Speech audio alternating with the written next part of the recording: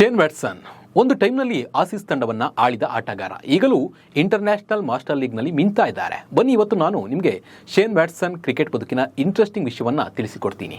ನಾನು ನಿಮ್ಮ ಶಿವರಾಜ್ ಬಾಣಂಕಿ. ನೀವು ಸುದ್ದಿಯಾನದ ಸಬ್ಸ್ಕ್ರೈಬರ್ ಆಗೋದನ್ನು ಮರಿಬೇಡಿ. ಹಾಗೆ ಈ ವಿಡಿಯೋವನ್ನು ಕೊನೆ ತನಕ ನೋಡಿ.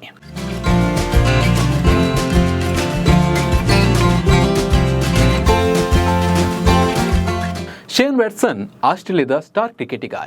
ಇವರು ಒಬ್ಬ ಬಲಗೈ ಬ್ಯಾಟ್ಸ್ಮನ್ ಜೊತೆಗೆ ಬಲಗೈ ಮಧ್ಯಮ ವೇಗಿ ಬೌಲರ್ ಕೂಡ ಆಗಿದ್ದಾರೆ. 2002ರಲ್ಲಿ ಆಸ್ಟ್ರೇಲಿಯನ್ ಕ್ರಿಕೆಟ್ ತಂಡದ ಪರವಾಗಿ ಮೊದಲ ಪ್ರದರ್ಶನವನ್ನು ನೀಡುವುದರ ಜೊತೆಗೆ ತಮ್ಮ ಮೊದಲ ಏಕದಿನ ಅಂತಾರಾಷ್ಟ್ರೀಯ ಪಂದ್ಯವನ್ನು ದಕ್ಷಿಣ ಆಫ್ರಿಕಾ ವಿರುದ್ಧ ಆಡಿದ್ರು.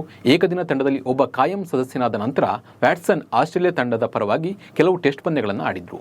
ಮೊದಲ ಟೆಸ್ಟ್ ಪಂದ್ಯ ಪಾಕಿಸ್ತಾನದ ವಿರುದ್ಧ ತಮ್ಮ ಚೊಚ್ಚಲ ಪಂದ್ಯವನ್ನು ಸಿಡ್ನಿ ಕ್ರಿಕೆಟ್ ಗ್ರೌಂಡ್ನಲ್ಲಿ 2005ರಲ್ಲಿ ಆಡಿದ್ರು. ಆಸ್ಟ್ರೇಲಿಯಾ ತಂಡದ ಟೆಸ್ಟ್ ಆಲ್ರೌಂಡರ್ ಎಂದು ಖ್ಯಾತರಾದರೂ ಟೆಸ್ಟ್ ತಂಡದಲ್ಲಿ ತನ್ನ ಸ್ಥಾನವನ್ನು ಕಾಯ್ದುಕೊಳ್ಳೋಕೆ ಗಾಯ ಇವರನ್ನು ಸತತವಾಗಿ ಕಾಡ್ತು. ವ್ಯಾಟ್ಸನ್ಗೆ 2010ರ ಅಲನ್ ಬಾರ್ಡರ್ ಪದಕ ನೀಡಿ ಗೌರವಿಸಲಾಗಿದೆ. ವ್ಯಾಟ್ಸನ್ ಪತ್ನಿ ಲೀ ಫಾಕ್ಸ್ ಸ್ಪೋರ್ಟ್ಸ್ ಆಸ್ಟ್ರೇಲಿಯಾದ ನಿರೂಪಕಿಯಾಗಿದ್ದರು. ವ್ಯಾಟ್ಸನ್ 2003ರ ಆರಂಭದಲ್ಲಿ 3 ಬಾರಿ ಬೆನ್ನೆಲುಬಿನ ಸಮಸ್ಯೆಗೆ ತುತ್ತಾಗುವ ತನಕ ODI ತಂಡದ ಒಬ್ಬ ಸದಸ್ಯರಾಗಿದ್ದರು. ಗಂಭೀರ ಬೆನ್ನು ನೋವಿನ ಸಮಸ್ಯೆಯಿಂದ 2003ರ ವಿಶ್ವಕಪ್ ಕ್ರಿಕೆಟ್ನಲ್ಲಿ ಆಡುವುದು ಕೈತಪ್ಪಿ ಹೋಯಿತು. ಇವರ ಬದಲಿಗೆ ಇವರ ಸಹ ಆಟಗಾರ ಆಂಡ್ರೂ ಸೈಮಂಡ್ಸ್ಗೆ ತಂಡದಲ್ಲಿ ಸ್ಥಾನವನ್ನು ನೀಡಲಾಯಿತು.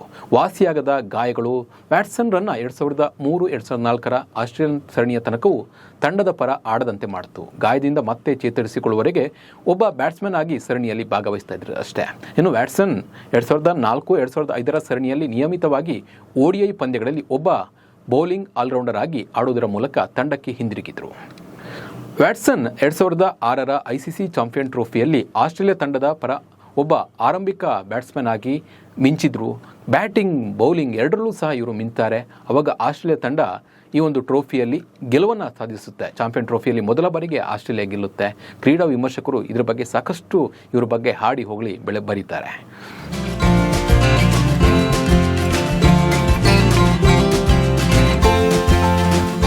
ಇನ್ನು ವ್ಯಾಟ್ಸನ್ 2008ರ ಭಾರತದ ಪ್ರವಾಸದಲ್ಲಿ ಆಲ್ರೌಂಡರ್ ಸ್ಥಾನವನ್ನು ಗಳಿಸಿಕೊಂಡು 6ನೇ ಕ್ರಮಾಂಕದಲ್ಲಿ ಬ್ಯಾಟಿಂಗ್ ಪ್ರದರ್ಶನ ನೀಡಿದರು. ದಿಲ್ಲಿಯಲ್ಲಿ ನಡೆದ 3ನೇ ಟೆಸ್ಟ್ ಸಂದರ್ಭದಲ್ಲಿ ಇವರು ಭಾರತ ತಂಡದ ಆರಂಭಿಕ ಆಟಗಾರ ಗೌತಮ್ ಗಂಭೀರರನ್ನು ಸತತವಾಗಿ ಎದುರಿಸಿದ್ರು. ಗೌತಮ್ ವ್ಯಾಟ್ಸನ್ರ ಬೌಲಿಂಗ್ನಲ್ಲಿ ಮಿಡ್ ವಿಕೆಟ್ನಲ್ಲಿ ಸಿಕ್ಸರ್ ಬಾರಿಸುವುದರ ಮೂಲಕ ಶತಕವನ್ನು ಬಾರಿಸಿದರು. ಇನ್ನಿಂಗ್ಸ್ ಅವಧಿಯಲ್ಲಿ ಗಂಭೀರ್ ರನ್ಗಾಗಿ ಓಡುವಾಗ ವ್ಯಾಟ್ಸನ್ರನ್ನ ಮೊಣಕೈಯಿಂದ ಗೌತಮ್ ತಳ್ಳಿದ್ರು.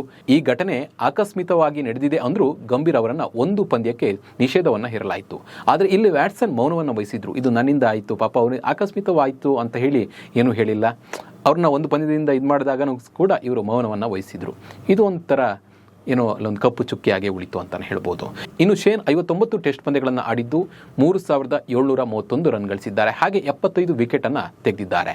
190 ಏಕದಿನ ಪಂದ್ಯವನ್ನು ಆಡಿರುವ ವ್ಯಾಟ್ಸನ್ 5757 ರನ್ ಗಳಿಸಿದ್ದು 168 ವಿಕೆಟನ್ನು ತೆಗೆದಿದ್ದಾರೆ. ಇನ್ನು T20 ಪಂದ್ಯದಿಂದ 1462 ರನ್ ಗಳಿಸಿದ್ದು 48 ವಿಕೆಟನ್ನು ಪಡೆದಿದ್ದಾರೆ. ಇದು ಶೇನ್ ವ್ಯಾಟ್ಸನ್ ಕ್ರಿಕೆಟ್ ಜರ್ನಿ. ಈ ಬಗ್ಗೆ ನಿಮ್ಮ ಅನಿಸಿಕೆ ಮತ್ತು ಅಭಿಪ್ರಾಯವನ್ನು ಕಾಮೆಂಟ್ ಮೂಲಕ ತಿಳಿಸಿ. ನಮಸ್ಕಾರ.